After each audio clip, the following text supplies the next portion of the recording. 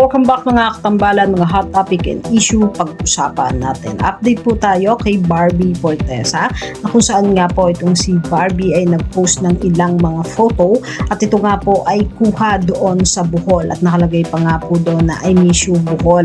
Makikita naman na umiinom ng wine itong si Barbie habang nagsuswimming. Makikita yung ganda ng pangangatawan habang naka-swimsuit itong si Barbie na talaga namang in-enjoy niya yung kanyang naging short vacation sa Bohol at pumunta nga doon si Barbie upang dumalo nga po sa kasal ng kanyang kaibigan na si Kim Molina at si Gerald. Makikita naman yung ilang mga photo na kung saan ay sinare nitong si Barbie na mga kaganapan doon sa naganap na kasal nga po ni Kim at Gerald. At bukod nga po doon makikita naman na kasama din itong si Barbie na nagsuswimming itong si Christopher Martin.